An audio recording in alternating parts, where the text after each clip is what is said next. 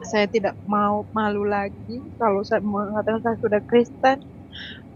Suami saya juga bilang kemarin, kalau darahku halal lah apalah. Saya tidak takut, Tuhan bilang jangan takut. Aku menyertai kau sampai akhir zaman. Saya percaya janji Tuhan, ya dan amin. Kembali jumpa lagi dengan saya channel Benteng Iman Kristen dalam keadaan sehat, dan saya percaya teman-teman saudaraku sekalian adalah orang-orang yang diberkati Tuhan.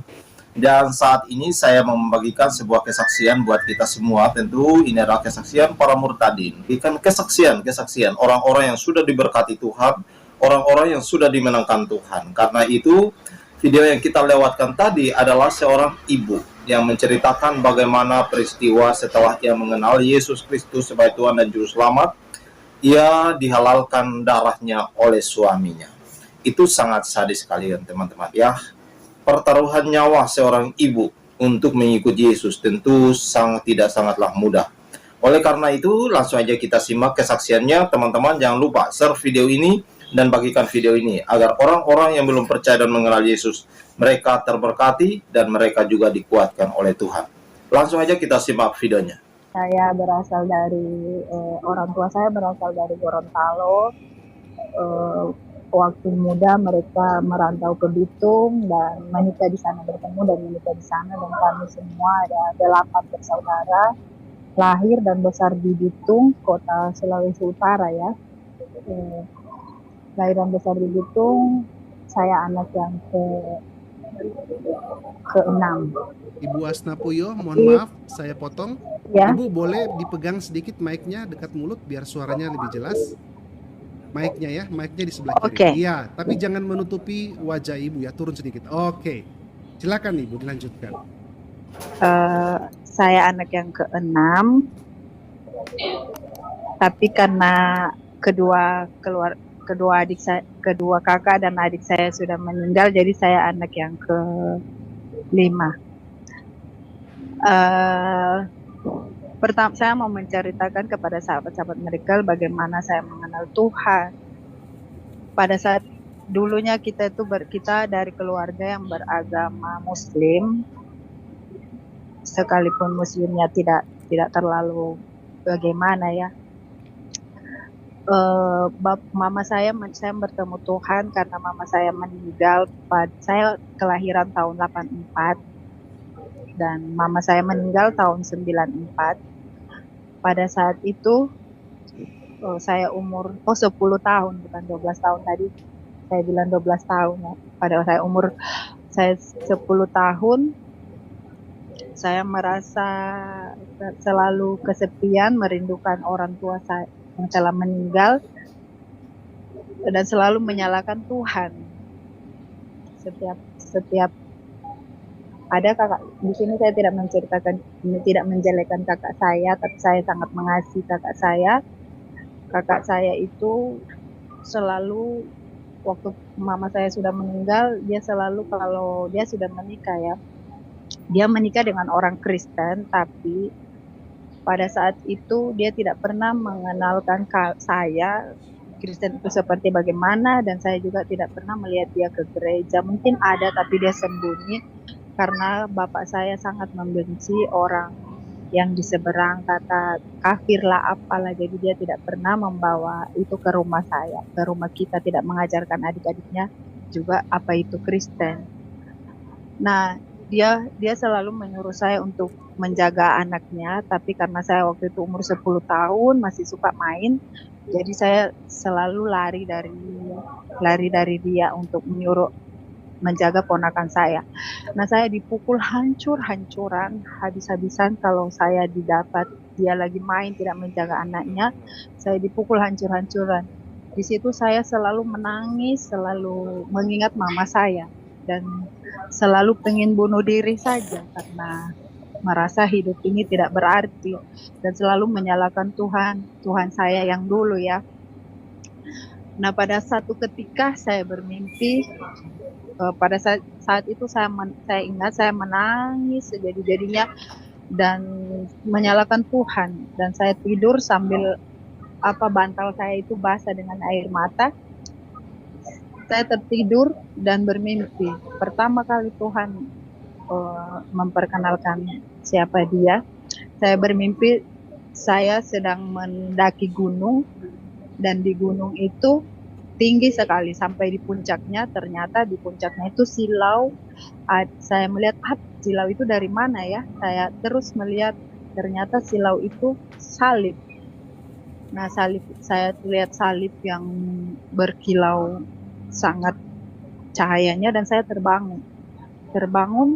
Saya langsung menyebutkan seperti dalam nama Yesus begitu. Dan karena sudah terbangun, saya mendengar, kenapa ya saya sebut sebut orang Kristen punya Tuhan? Kan di Sulawesi Utara orang Kristen, kita kan sudah tahu Tuhan Yesus itu pasti orang Kristen. Nah, terus saya selalu dimimpikan seperti itu. Mimpi kedua, pokoknya banyak sekali mimpi, yang lainnya saya sudah lupa karena sudah berpuluh-puluh tahun yang lalu. Yang masih ingat jelas, saya di kerumunan setan-setan, banyak sekali setan-setan itu. Tetapi ada tangan yang besar sekali datang mengangkat saya dan memisahkan saya dari setan-setan itu, dan saya terbangun lagi. Saya menyebut darah Yesus berkuasa. Nah, saya kaget lagi. Kenapa ya saya selalu mimpi Tuhannya orang Kristen? Tetapi saya tidak pernah menceritakan itu ke siapa-siapa. Saya pendam sendiri karena saya takut kalau menceritakan kepada kakak atau keluarga saya yang lain. Sudah tahu ya, kalau kita dari agama seberang menganggap itu kafir lah, apalah. Jadi saya tidak ingin menceritakan itu kepada mereka. Tetapi sambil saya mencari tahu, kalau ada teman-teman Kristen, saya menceritakan, saya bermimpi ini. Bersingkat cerita, sampai saya sudah umur 14 tahun, karena sering saya dipukul-pukul terus seperti itu, pokoknya saya mau bunuh diri saja. Umur 14 tahun saya bertemu dengan pacar saya. Kan masih sangat muda, karena saya sudah tidak sekolah semenjak mama saya meninggal. Saya sudah tidak sekolah lagi. Saya bertemu pacar saya dan saya kabur dari rumah karena merasa di rumah saya tidak pernah disayang. Jadi saya kabur dari rumah bersama pacar saya. Saya tinggal bersama dia dan saya hamil karena kita sudah melakukan. Pokoknya saya pulang ke rumah keluarga kalau pacar saya ini mau bertanggung jawab, tetapi keluarga saya tidak menyetujuinya karena saya masih sangat muda dan pacar saya juga tidak bekerja, jadi mereka memisahkan kita. Singkat cerita, kita terpisah dan saya tetap melahirkan anak ini. Karena waktu itu belum ada HP ya, waktu itu tahun 99 kalau nggak salah, anak saya lahir. Dan karena saya memikirkan saya membebani keluarga saya, membebani kakak saya dengan saya punya anak, saya bekerja. Saya tidak mengatakan kepada mereka kalau saya akan bekerja, tapi saya kabur dari rumah. Saya diam-diam terus kabur. Saya bekerja di kota Sorong. Dan saya menelpon kakak saya kalau saya akan membiayai anak saya, tolong jaga anak saya baik-baik. Nah, di sana mimpi itu kembali lagi datang kepada saya, seperti mimpi yang kemarin. Dan saya bercerita kepada teman saya yang Kristen, teman sekerja saya, kalau saya sering mimpi itu. Dan karena di kota Sorong tidak ada keluarga saya katakan kepada dia, gereja itu seperti bagaimana ya? Saya ingin sekali masuk gereja karena Tuhan Yesus itu siapa ya? Nah, teman saya ini kan Kristen, jadi dia bilang, ayo kita ke gereja. Nah, pada saat pertama kali saya masuk ke gereja, hati yang perasaan merasa saya tidak disayang Tuhan, tidak. Di dalam gereja itu saya merasa damai sekali, baru melangkahkan kaki ke gereja, saya merasa damai sekali. Tapi saya tidak tahu cara orang Kristen berdoa seperti bagaimana. Saya ikut saja, dan ada Pak Pendeta bilang begini, kalau siapa yang mau didoakan, maju ke sini. Dan saya maju, saya berlutut. Perasaan yang tidak pernah saya Tidak pernah saya rasakan pada sampai sekarang itu, saya merasa saya tidak ada di gereja itu. Saya merasa saya seperti ada di surga. Saya merasa yang dulunya saya merasa saya tidak berharga, saya tidak disayang, saya merasa semua perasaan itu hilang. Dan waktu itu saya tahu kalau gereja itu Pantekosta, dulu saya tidak tahu ya, sekarang saya sudah tahu. Gereja itu Pantekosta karena ada penyembahan. Jadi saya merasa waktu ditumpang tangan sama Pak Pendeta ada 5 orang, saya merasa damai sekali. Saya pulang ke tempat kerja, saya merasakan, di gereja kok beda ya. Seperti ini saya ceritakan sama teman saya. Dan saya pulang lagi ke kampung, saya kembali ke kampung. Kakak saya yang Kristen itu, saya ceritakan, kan saya di Sorong sudah masuk gereja. Dia bilang, kamu punya pacar ya orang Kristen? Tidak, saya ceritakan saya mimpi-mimpi seperti itu.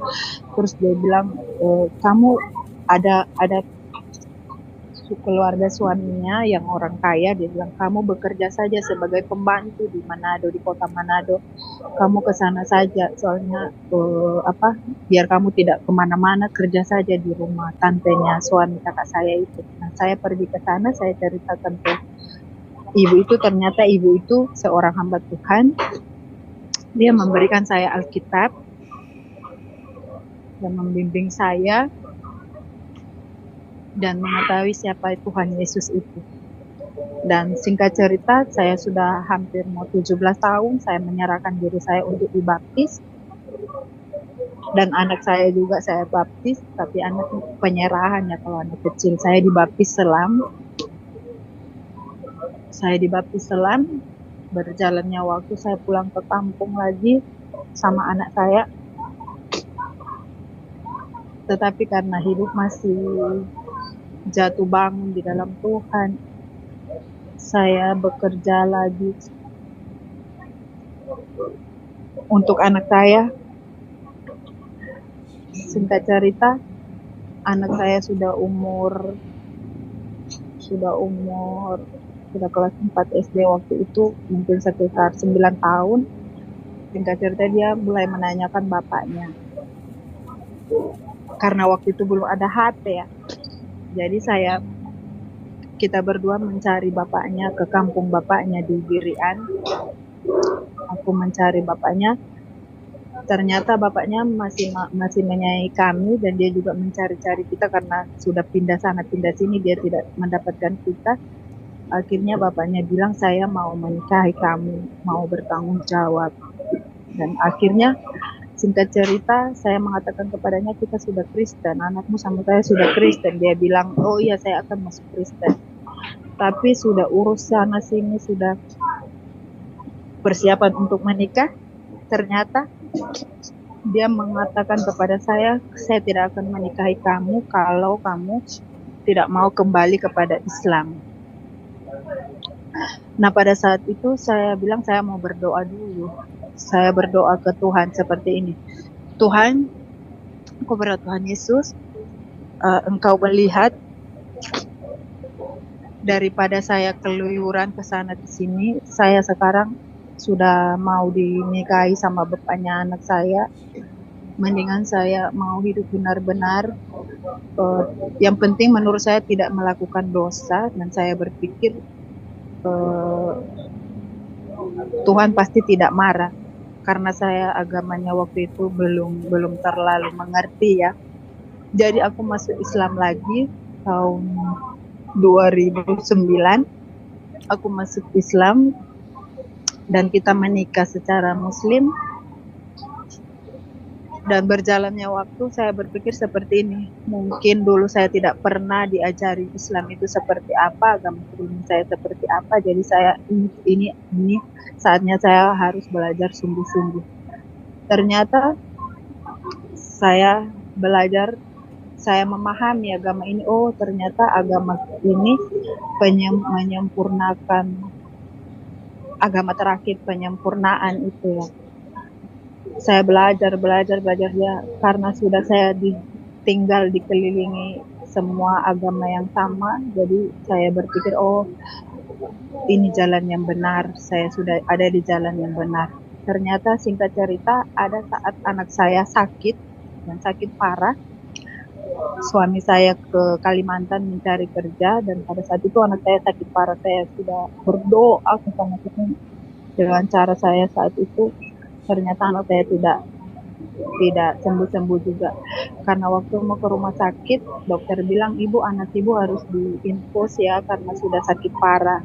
Tetapi karena pada saat itu uang saya tidak cukup, jadi saya memaksakan diri untuk bawa anak saya pulang. Nah, pada saat di rumah, anak saya tidak mau makan, tidak mau minum, sakitnya tambah parah, dan saya mengingat kembali. Sudah lama saya meninggalkan Tuhan Yesus, tapi dalam hati saya tetap ada firman-Nya. Roh Kudus tidak pernah meninggalkan saya.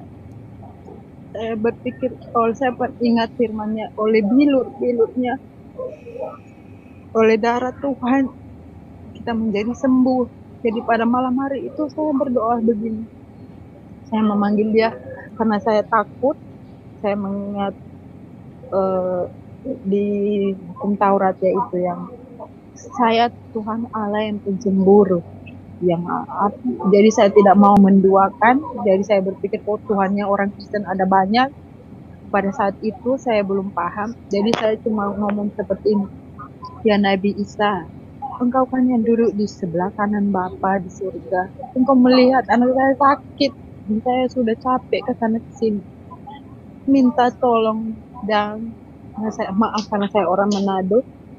Minta tolong dan kasih tahu Bapamu di surga, sembuhkan anak saya karena oleh bilur-bilurmu anak saya pasti jadi sembuh. Pada saat itu anak saya sudah tidak pernah makan dan minum, sudah hampir 2 minggu, dan saya tertidur karena kecapean. Anak saya membangunkan saya yang sakit ini, Ma, lapar. Saya langsung menyediakan makanannya. Ternyata besoknya dia sudah sembuh dan bermain padahal tidak minum obat. Saya berpikir kembali, Tuhan itu, Tuhan yang benar ini yang mana sih? Saya tetap belajar dan tetap melaksanakan agama saya sholat 5 waktu, saya mengaji, saya juga memakai jilbab hampir 10 tahun. Saya mentaati, tapi apa yang saya pelajari, saya tidak tahu artinya sama sekali. Dan saya tetap belum percaya Tuhan lagi. Dan suami saya kembali diberi sakit parah lagi. Saya bawa ke rumah sakit. Setelah anak saya itu disembuhkan, saya tidak kembali ke Tuhan. Tetap saya melakukan cara saya yang lama. Saya percaya agama itu penyempurnaan bagi saya yang saya pahami saat itu. Dan suami saya sakit parah, saya bawa ke rumah sakit. Kata dokter begini, suami ibu sudah hanya mujizat ya akan menolong suami ibu. HB-nya saat itu 4, sudah turun sekali, dan kata dokter harus transfusi darah, harus 2 kantong darah. Kalau nggak ada yang pendonor harus beli darah. Karena kami orang yang berkekurangan, memang saya hanya berlutut karena saya percaya anak saya yang kemarin disembuhkan, saya percaya saat ini Tuhan Yesus pasti akan menyembuhkan suami saya juga. Saya berlutut dan berdoa, padahal saya masih agama yang itu, tapi saya berdoa dengan cara memanggil Tuhan Yesus. Dan Bapak Ibu Saudara yang kasih, ternyata Tuhan mendengar doa saya. Tidak hitung yang saat itu dokter vonis, pagi itu dokter vonis sudah sakit parah, sudah hanya mujizat, karena saya percaya hanya Tuhan Yesus yang memberikan mujizat. Belum setengah jam dokter bilang seperti itu, saya langsung berlutut. Dokter yang satu lagi datang, Ibu, ternyata Bapak, dokter yang tadi salah vonis ya? Ternyata Bapak sudah sembuh. Bapak tidak seperti yang dokter yang satu yang bilang itu yang pagi. Siang ini sudah tidak perlu lagi transfusi darah. Dan Bapak istirahat saja pulang. istirahat di rumah sakit, boleh juga di rumah, tapi untuk transfusi tidak usah karena bapak sudah darahnya sudah normal, semuanya sudah normal. Nah, di situ saya sering bertanya-tanya, Tuhan, sebenarnya Tuhan ini yang benar yang mana sih? Tetap saya belum kembali ke Tuhan Yesus, dan karena suami saya itu tetap dia sering tidak memperhatikan kita. Waktu itu kita sudah di Jayapura. Suami saya bekerja di sana dan kita ikut ke sana. Terus aku pulang ke kampung tahun 2019. Aku pulang ke kampung, kita merantau ke Jayapura itu tahun 2012 akhir, dan saya pulang kembali ke kampung tahun 2019 bersama anak-anak saya. Saya pulang ke kampung, saya dikasih anak 3 lagi, jadi anak saya 4. Saya pulang ke kampung ke Bitung, suami saya di Jayapura. Jadi karena dia tidak mengirim orang, dia jarang ya mengirim uang ke kita, jadi saya bekerja di kampung. Ternyata saya bekerja di kampung, saya diperkenal, waktu ini sebelumnya saya pulang ke kampung, saya tahun 2019 itu saya proses ke Hong Kong. Pertama kali saya proses ke Hong Kong.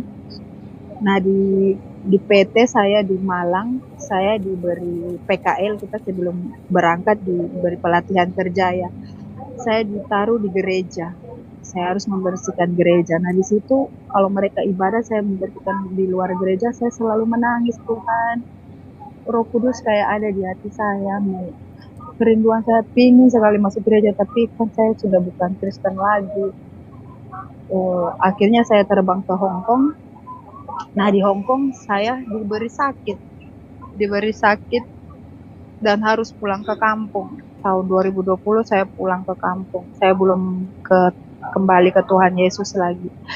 Di kampung saya bekerja, kembali lagi saya harus menagih dan menunggu orang yang ditagih. Kita harus menunggu di gereja, menemani teman saya yang masuk gereja. Jadi saya mau tidak mau saya harus masuk dalam gereja karena gak enakan berdiri di luar. Nah, di gereja saya sering menangis, Tuhan yang benar yang mana sih? Saya bingung, Tuhan. Saya cuma takut kalau saya menyakiti hati Tuhan. Nah, di situ akhirnya saya diberi penyakit. Ini bekasnya. Saya diberi benjol-benjol di sini. Ternyata ada nanah, dan saya ke dokter, kata dokter harus ke pusat Manado biar tahu itu kanker atau apa. Harus ke pusat Manado. Nah, di situ karena di tempat kerja saya yang baru itu saya dikerumuni orang-orang Kristen, jadi saya menceritakan pengalaman saya bagaimana dulu saya pernah Kristen, saya bercerita saya begini bla bla bla, dan akhirnya teman-teman saya bilang begini, kamu itu dipanggil Tuhan. Kita saja yang orang Kristen tidak pernah merasakan seperti kamu. Kita Kristen sejak lahir tidak pernah merasakan seperti kamu. Kamu itu dipanggil khusus, kata mereka. Nah, saya selalu berdoa, dan akhirnya Tuhan, karena saya sudah ada penyakit ini, saya menangis, Tuhan. Saya ingin tahu yang benar ini yang mana. Dan akhirnya saya membeli Al-Quran yang ada terjemahannya, dan ternyata kan di situ Nabi Isa tidak disalibkan, sedangkan di Alkitab bilang terkutuklah siapa yang memberitakan Injil sekalipun malaikat, terkutuklah dia. Nah, saya banyak, Tuhan, ternyata selama ini saya salah, Tuhan. Padahal saya percaya Engkau telah mati di kayu salib, di sebelah tidak mengakuinya, berarti saya salah, Tuhan. Nah, saya kembali mencari-cari tahu, dan ini keluar nanah banyak sekali, sakit sekali. Tetapi waktu itu saya sudah mulai mempercaya mau kembali kepada Tuhan, dan saya tidak ke Manado, ke rumah sakit ke pusat. Dia sembuh sendiri karena dalam nama Tuhan Yesus ya. Di situ saya sudah bilang sama suami karena saya bilang saya sudah masuk Kristen, tapi saya belum masuk gereja. Nah, saya proses lagi ke Hong Kong karena tidak ada uang untuk anak-anak karena suami juga tidak mempedulikan kita. Saya proses ke Hong Kong lagi tahun 2021, saya ke Hong Kong. Di Hong Kong saya sambil mencari tahu Tuhan yang benar yang mana ya. Pada satu ketika saya mendengar suara di hati, mungkin itu Roh Kudus kata teman saya, bilang begini, tidak ada seorang pun yang akan datang kepada Bapa kalau tidak melalui aku. Akulah jalan dan kebenaran dan hidup. Siapa menyangkal aku di depan manusia, saya akan menyangkalnya dia di depan Bapa. Langsung di situ aku tersungkur menangis. Saya sudah di Hong Kong itu tahun 2022 bulan Mei. Saya ke gereja pertama kali lagi sudah 13 tahun saya tidak pernah ke gereja, dan pertama kali saya masuk gereja itu di Hong Kong 2022 bulan Mei, dan ternyata di situ hari Pentakosta ya, hari turunnya Roh Kudus. Dan di situ saya menangis, saya berdoa, Tuhan, saya sudah tahu Tuhan, ternyata Engkau telah memikul, Engkau telah membayar saya lunas dengan darah-Mu yang kudus. Saya tidak akan pernah lagi meninggalkan Engkau, sebab memang benar di luar Tuhan kita binasa. Dan saya sudah merasakan itu.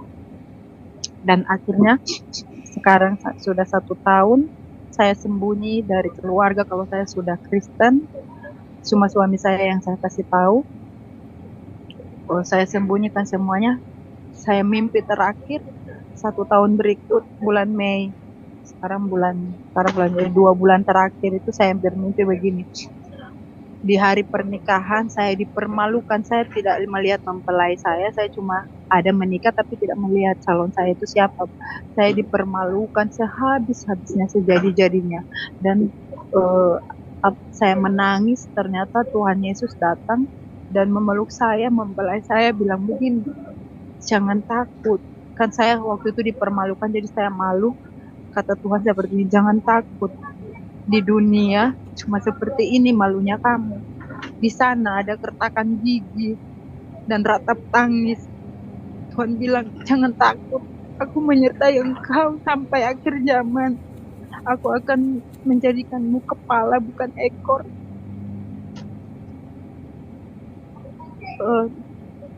Apa itu? Amanat agung tuh, pergilah jadikan semua bangsa muridku. Jangan takut, aku menyertai engkau. Saya kaget bangun langsung menangis, Tuhan. Sudah 1 tahun di sini saya masuk gereja tapi saya selalu menyembunyikan. Mulai dari situ aku kasih tahu keluarga kalau aku sudah Kristen dan tidak mau lagi.